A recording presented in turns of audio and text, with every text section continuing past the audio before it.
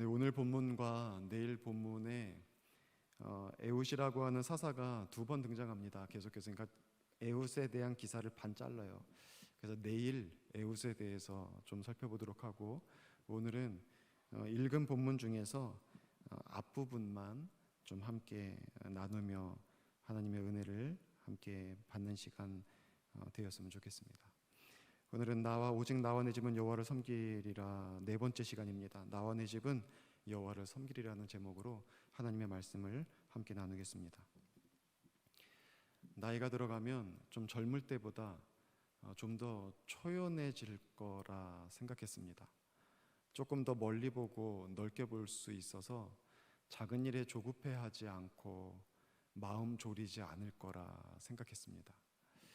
혹시 어려운 일이 생기고 좀 긴급한 일이 생겨도 또 좀 삶에 갑자기 행운 같은 일들이 벌어져도 그 작은 일들 하나하나에 일희일비하지 않고 그렇게 살아갈 수 있을 것 같았습니다. 이 넓은 마음, 그 마음을 좀 가질 거라 생각한 거예요. 근데 그렇지 않은 것 같습니다. 그렇지 않은 것 같아요. 오히려 걱정도 더 많아지는 것 같고, 또 중요하다 생각되는 일에는 또 잔소리도 또 많아지는 것 같고, 작은 일에도 이렇게 괜히 전전긍긍하면서 그렇게 살아가고 있는 것 같습니다. 제가 그래요. 제가 더 나이 들면 좀 더 근사한 어른 됐으면 좋겠어요.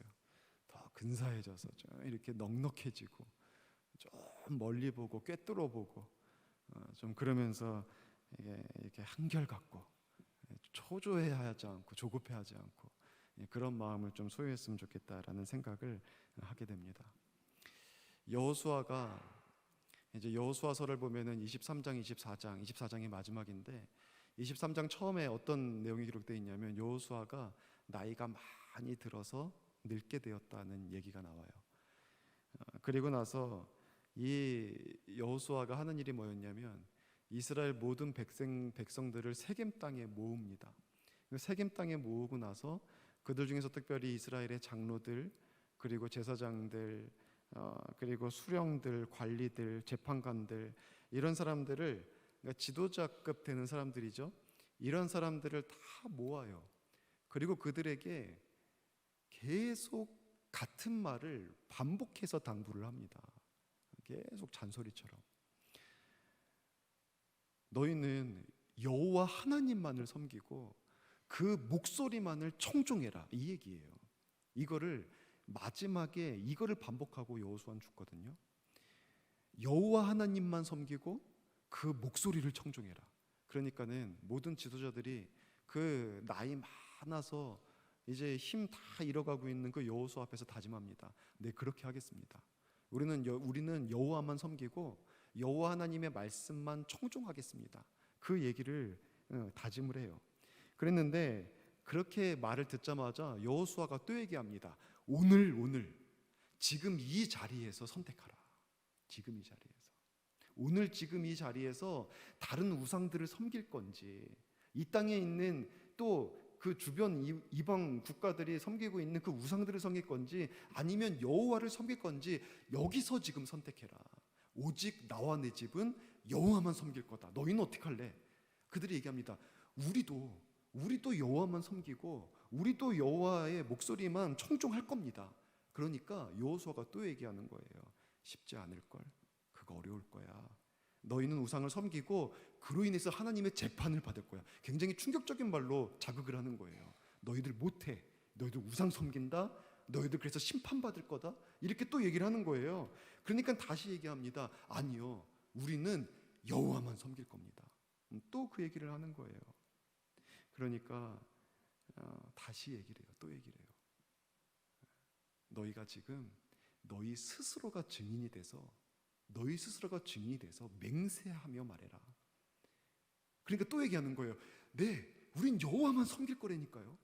우리는 여호와의 목소리만 들을 거라니까요. 근데 여기서 안 멈춘다. 또 얘기해요. 돌을 하나 가져와라.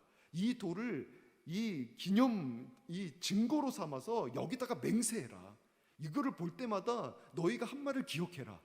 그래서 또 맹세합니다. 네, 우리는 여호와만 섬기고 여호와의 목소리만 듣겠습니다. 이 말을 계속 반복하는 거예요. 계속 하겠다고 하는데 또 묻고 또 묻고 또 얘기하고 맹세하게 시키고, 그리고 나서 성경은 여호수아는 그 이후에 죽었다 그래요. 여러분, 참 계속 반복해요. 왜요? 반복은 왜 그러는 겁니까? 중요하니까 반복하는 거죠. 그에게 마지막 힘이 있다면, 여호수아에게 마지막 힘이 남았다면, 여호수아가 그 마지막 힘으로 할 말은 뭐였냐면 여호와만 섬겨라, 여호와의 말씀만 청종해라. 저에게도 마지막 힘이 있다면 여러분, 이 설교 마지막 할까요? 아마 제 설교의 거의 80%는 하나님의 말씀대로 살아야 된다는 게 거의 80%인 것 같은데, 과연 그것이 마지막 말일까? 모세는 더 심했죠. 여호수아 앞에 모세는, 신명기는 모세의 마지막 설교입니다. 이 마지막 설교를 보면은요, 마치 짧은 설교가 뭉쳐 있는 것처럼 이 신명기가 전체가 쓰여져 있어요. 근데 신명기 전체에서 계속해서 하는 말이 뭡니까? 여호와만 섬기고 여호와께만 순종해라. 이것이 계속 반복되는 똑같은 얘기입니다. 그거를 설교를 통해서 여호수아는 그래도 23장, 24장 여기에서만 이렇게 했는데, 이 모세는 전체를 들어서 다 그 얘기만 하고 있는 거예요. 여호와만, 여호와만. 여러분, 이게 너무 중요하기 때문에 그래요. 우리가 여호와를 사랑하고 여호와를 섬기고 여호와를 따르면 하나님의 은혜와 보호 그리고 구원이 우리에게 임하거든요. 반대는 그럼 뭡니까? 여호와가 아니라 헛된 우상을 섬기고 우리가 여호와의 목소리를 청종하지 않고 그 말씀대로 살아가지 않을 때 반대 일이 벌어지는 거죠. 은혜와 구원이 임하는 반면 그렇지 않을 때는 재앙과 저주와 하나님의 심판이 임하는 거거든요. 우리가 하나님만 사랑하고 하나님만 섬기는 이 문제, 하나님께만 순종하는 이 문제가 대단히 중요한 문제입니다. 하나님의 백성들은 그것에 대한 중요성과 절대적인 가치를 반드시 알아야만 해요. 이게 너무나 중요한 겁니다. 이게 우리의 인생의 모든 것들이 여기에 달려 있어요. 하나님의 은혜 속에 사느냐 아니면 하나님의 심판 아래 놓이느냐, 여기에 달려 있거든요. 그래서 그렇게 강조한 겁니다. 계속해서. 그래도 다행인 것은 여호수아와 함께 했던 장로들, 그리고 그와 함께 하나님을 알았던 사람들은 생전에 여호와만 섬겼습니다. 물론 여호와의 말씀을 다 청종하지는 못했어요. 그러나 여호와 하나님만 섬기는 일에 있어서는 열심을 냈습니다. 이 내용이 여호수아와 사사기서에 반복해서 기록되어 있어요. 하나님을 아는, 여호수아와 함께 했던 장로들과 하나님을 아는 사람들이 사는 날 동안에는 그들이 여호와를 섬겼고 하나님의 은혜가 임했다는 것을 2번이나 반복해서 기록하고 있습니다. 하지만 그 자녀 세대는 전혀 다른 세대가 돼버렸죠. 계속해서 보고 있듯이 전혀 다른 세대가 돼서 여호와의 말씀만 안 듣는 게 아니라 이젠 여호와를 버립니다. 여호와를 전혀 모르는 세대가 나와서 여호와를 떠나고 그 목소리를 청종하지 않는 세대가 되어버렸습니다. 자, 그렇게 하니까 그들이 어떻게 하는 거예요? 악을 행하죠. 하나님을 모르고 하나님의 뜻을 순종하지 않게 되면 우리의 삶에서 벌어지는 일은요, 굉장히 행복하고 자유롭고 정말 내가 살기가 너무 편한 이 삶의 축복이 임하는 게 아니라 우리가 죄를 짓게 돼요. 악을 행하게 됩니다. 그로 말미암아 하나님의 죄에 대한 심판, 그것이 임하게 되는 거죠. 오늘 본문 제일 처음 읽었던 구절에 보면 이스라엘 자손이 또 여호와의 목전에서 악을 행하니라, 이게 반복되는 거죠. 또 여호와의 목전에서 악을 행한다고 합니다. 그 전에도 한번 악을 행해서 하나님께서 메소포타미아의 왕을 통해서 그 나라를 점령합니다. 그래서 심판을 해요. 그로 말미암아서 그가 부르짖어 간구했을 때 이스라엘이 하나님께서 이 온니엘을 보내주셔서 구원해 주셨잖아요. 근데 그래서 그 온니엘이 사는 동안에는 그들이 여호와 하나님을 섬겼어요. 근데 온니엘이 죽으니까 여호와 하나님 앞에서 또 악을 행합니다. 사사가 있는 동안에 그들 스스로의 신앙으로 하나님을 믿고 섬기고 하나님을 알고 하나님의 말씀에 순종하는 신앙으로 성장했어야 되는데 그들은 또 지도자 아래서 하나님을 섬겼지만 지도자가 없어지니까 또다시 하나님을 모르는 자가 되어서 그들은 하나님을 떠나 또다시 죄를 짓고 악을 행하게 된 거예요. 그래서 하나님은 다시 모압 왕 에글론을 통해서 암몬과 아말렉 연합군이 그 땅을 점령하게 만들죠. 그래서 또다시 극심한 고통, 괴로운 고통에 괴로움에 그들이 시달리게 된 겁니다. 어려울 때는 여호와를 찾아요. 삶의 위기 심각할 때는 여호와를 찾습니다. 그러나 평안해지고 고통의 문제가 해결되고 살만해지면 떠납니다. 여러분, 이거는 우리 사회 속에서도 보는 것이죠. 우리 연세 드신 어르신들은 정말 우리나라가 어려울 때 신앙생활 하셨던 분입니다. 하루 먹고 하루 사는 게 참 힘들었을 때, 그때 우리 얼마나 열심히 있었습니까?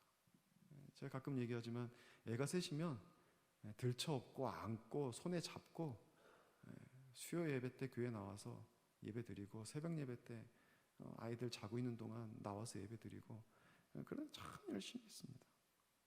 전도하겠다고 하면 애들 붙잡고 나가서 전도하고, 교회에서 어떤 사역 있다고 하면은 함께 모여서 힘을 다하고, 이런 일들에 참 열심냈어요. 교회, 아이들도 교회에 많이 모였습니다.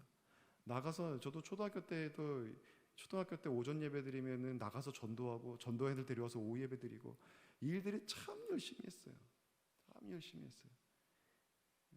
나가서 전도하고 또 예배 드리고, 수요일 때도 모여서 또 수요일에도 어린이들 예배가 있었죠. 새벽에도 주일에 막 어린이들 예배 있고 막 그랬는데 참 열심히 했습니다. 그러나 살만해지니까 이제 굳이 예배 드리지 않아도, 이제 굳이 주님께 기도하지 않아도 남편이 벌어오는 돈으로 맛있는 거 먹고 살 수 있어요. 매일 외식하면서 살 수 있어요. 매일 주문해서 먹고 살 수 있어요. 필요한 옷도 다 살 수 있어요. 옷 한 벌 만드는데 지구가 사막화된다 그러더라고요. 그 모카를 만들기 위해, 면화를 만들기 위해 물을 많이 쏟아가지고, 면티 하나 만드는데도. 근데 우리가 뭐든지 다 할 수 있어요. 뭐든지. 그러니까 이제 그렇게 주를 잘 안 찾는 겁니다. 주님은 그렇게 잘 부르지 않아요. 잘 기도하지 않습니다. 그렇게 전심으로 주님께 나왔었는데 우리의 신앙이 많이 흔들리고 있습니다. 뭘 하자 해도 나랑 상관이 없는 그런 모습들을 참 많이 봅니다. 안타까운 일이죠. 여러분, 우리는 어떤 상황에서도 오직 여호와 하나님만을 섬기고, 어떤 상황에서도 그 말씀을 청종하는 그런 하나님의 사람이 되어야 합니다. 이것이 모세가 장황하게 설교했던 거고, 여호수아가 확인하고 또 확인하면서 반복해서 얘기하는 거예요. 계속해서 얘기하는 거예요. 여호와만 섬기고 그 말씀만 청종해라. 여러분, 어려운 상황에서만이 아니라 삶에 아무 문제가 없고 평안하고 만사가 형통할 때에 더욱 우리는 주님만 섬기며 살아가는 사람들이 되어야 합니다. 근데 그게 잘 안 되는 거예요. 제가 목회를 하면서 새벽 예배를 드리다가 깜짝 놀랄 때가 있습니다. 어느 때냐면 새벽 예배 때 안 나오는 분이 갑자기 나왔을 때 깜짝 놀랍니다. 그런 마음 아십니까? 아이쿠야, 이거 무슨 일이 났나? 깜짝 놀라요, 진짜로. 혹시 그분이 나와가지고 정말 간절하게 기도하면은 더 심장이 철렁 내려앉아요. 아이쿠야, 이거 무슨 일 났구나. 이 생각이 들어요. 이게 정상입니까? 비정상이에요. 당연히 주님 앞에 나와서 기도하는 게 이게 정상인데, 워낙 그렇게 안 하니까 어느 날 갑자기 잘 안 보이던 분이 새벽 예배 딱 나오면은 심장이 철렁 내려앉는다니까요. 여러분, 새벽 예배만 그런 거 아니에요. 수요 예배 때도 안 나온 분이 나오면은요, 기쁘면서 동시에 이거 무슨 일 생긴 거 아니야, 이 생각이 들어요. 야, 이거 비정상이에요. 당연히 예배하고 당연히 기도하는 게 이게 정상인데, 이제는 안 모이는 게 자연스럽고, 갑자기 나오면은 심장이 내려앉고, 그냥 이 심장 좀 철렁철렁 안 했으면 좋겠다는 생각이 드니까 이게 비정상 아닙니까? 우리가 그런 세대가 되어버렸어요. 하나님 앞에 예배하고 기도하는 것이 이게 자연스럽지가 않아요. 주일에는 어떻게든 나오는데 그 외에 하나님 앞에 기도하고, 예전에는 교회가 24시간 문을 열어놓는 것이 당연했습니다. 그게 왜 그랬냐면 오다 가다가 기도했거든요, 성도들이. 직장 가다가 기도하고, 직장에서 퇴근하면 기도하고, 주부들도 시시때때로 와서 기도하고, 그냥 밤중에도 처리하면서 기도하고, 새벽 예배 시간이 꼭 그게 아니어도 언제든지 와서 기도하는 사람들이 있으니까 교회가 문을 다 열고 있었습니다. 문 닫게 된 계기는 도둑들이 기승하면서이긴 한데, 어쨌든 이제는 그게 부자연스러워요. 누군가가 만약에 와가지고 평일날 와서 엘리베이터를 딱 문 열고 들어가서 주여 하고 기도하면은 제가 목양실에서 또 심장 덜컥할 겁니다. 이거 큰일 날 거 아닌가. 전사님 막 부를 거예요. 전사님 기다렸다 기도 끝나면 물어보라고. 이거 무슨 일이 벌어졌다고. 이게 비정상적인 일이 됐다는 게 이게 정말 이게 심각한 일 아닙니까? 왜 우리의 신앙이 이렇게 된 겁니까? 하나님이 우리에게 은혜 주시고 복을 주셔서 이처럼 살만한 때가 되었는데, 여러분 사사기 시대를 보면서 이 혀찰 일이 아니에요. 우리가 이렇게 되었거든요. 평안하면, 살만하면, 하나님의 말씀을 듣고 그 말씀대로 순종하고 오직 여호와 하나님이 내 인생의 전부고 주님만 의지하고 살아가는 것이 우리의 삶에서 좀 희미해졌어요. 이거 심각한 문제 아닙니까? 그로 말미암은 여러분 우리의 삶에 하나님의 말씀 때문에 예상되어지는 결론들이 있지 않습니까?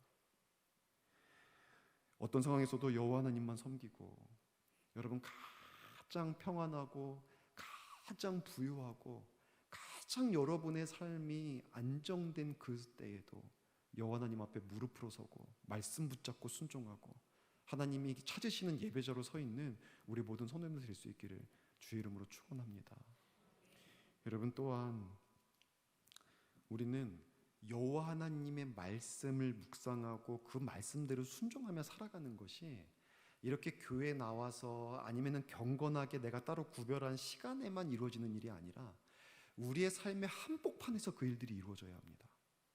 여호와를 따라 순종하며 살아간다는 것이 교회에만 잘 나오고 교회에서만 기도하고 교회에서만 예배드리고 교회 와서만 성경책 펼쳐보고 그래서 교회에서 볼 때는 신앙 좋아 보이고 모든 예배에 나오니까 그러니까는 완벽해 보이고, 여러분 이것을 더 넘어서서 여러분의 직장에서 여러분의 그 이웃과의 만남의 장소에서 여러분이 살아가는 삶의 그 가장 그 현실적인 삶의 현장에서 바로 이 일들이 이루어져야 되는 겁니다.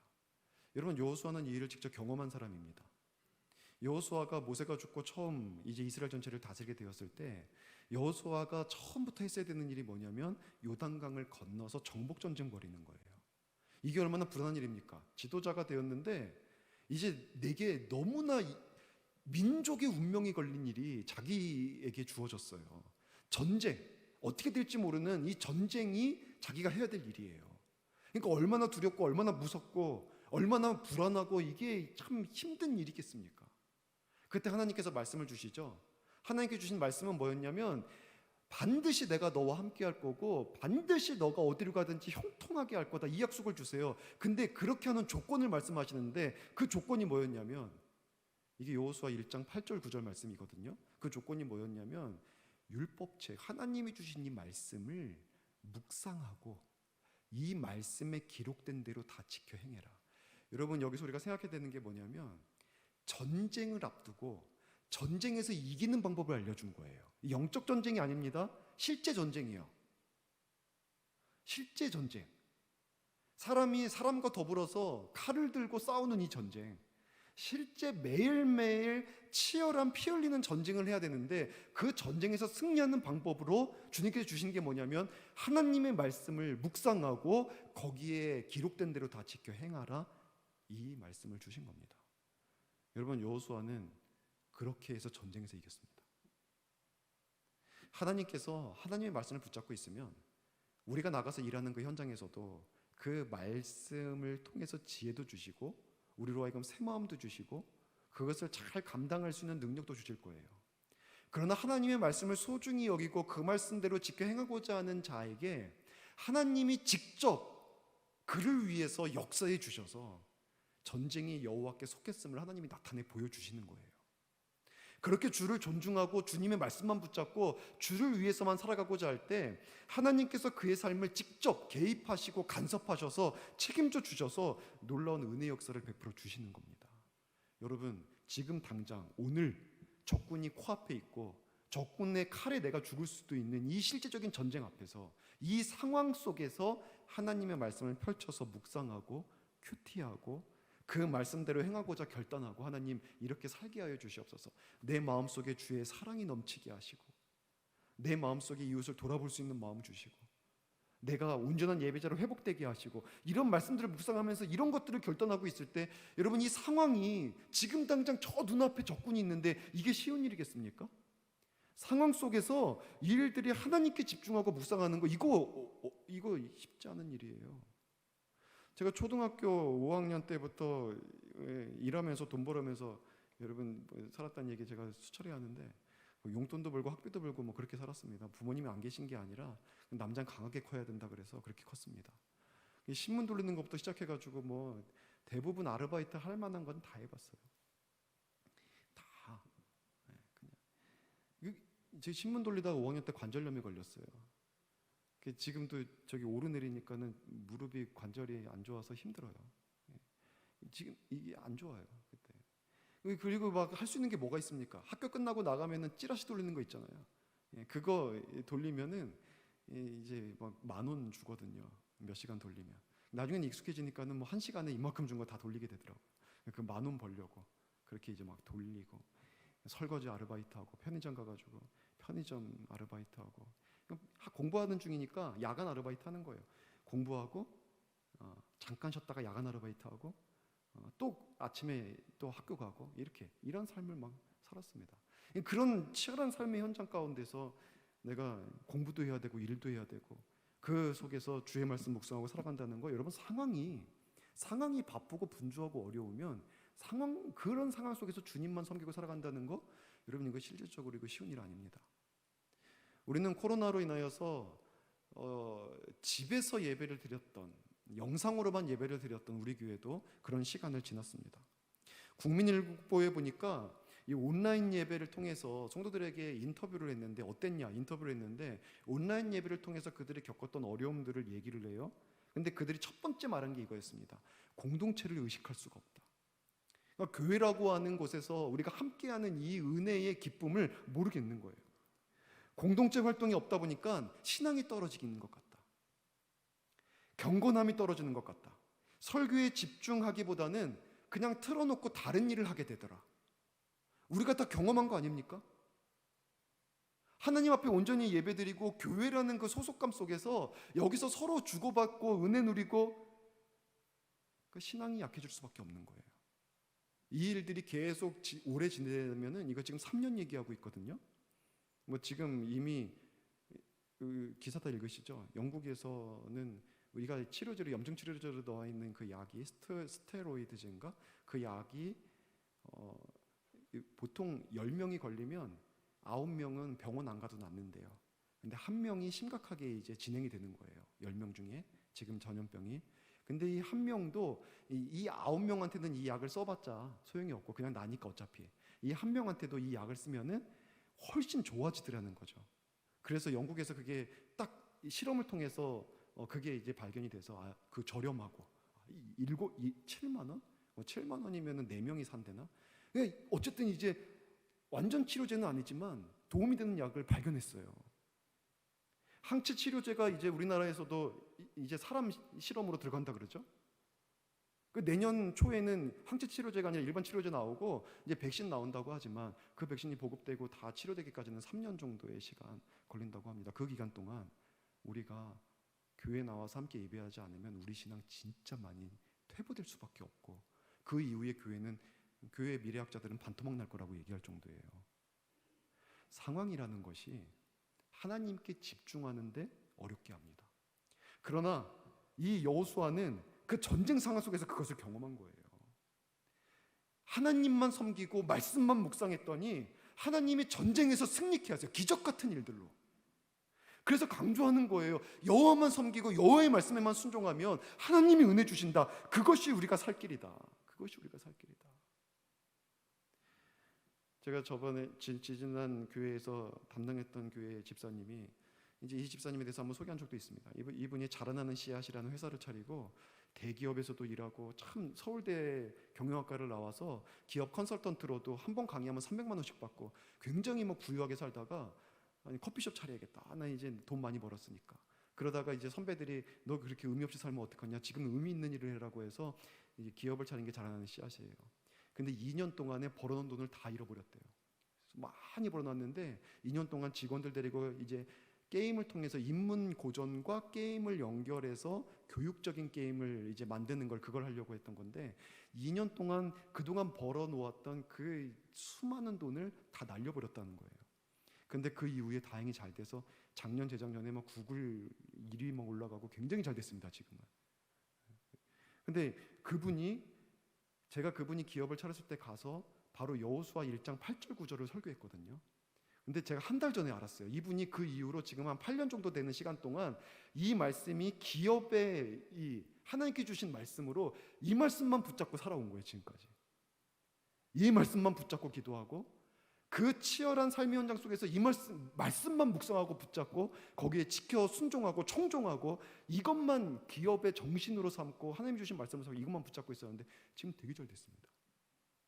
우리가 실제 삶 속에서 하나님의 말씀만 붙잡고 주님께 청종하며 살아간다는 것이 여러분 그것이 실제 삶에 하나님의 은혜와 도움이 임하는 그 하나님의 방법이에요. 우린 그렇게 살아가야 됩니다.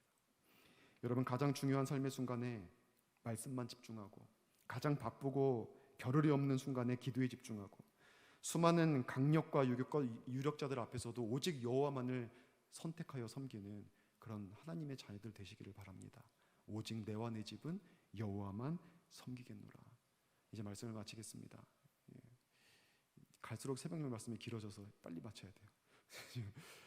여러분 어제도 노아에 대해서 나눴는데 노아가 방주를 만들어서 그곳에 들어가고 그리고 나서 홍수가 나게 됐죠.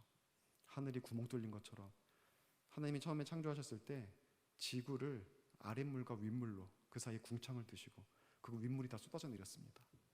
땅에 있는 것들도 물이 다 솟아나가지고 엉망이 돼버렸죠. 여러분 그럴 때 사람들이 그냥 죽었을까요? 아니에요. 그들은 그들이 만든 배를 탔습니다. 그 사람들은 죽지 않기 위해서 물 위에 뜨는 것은 다 붙잡았습니다. 나무가 뜨면은 그 나무 다 붙잡았어요.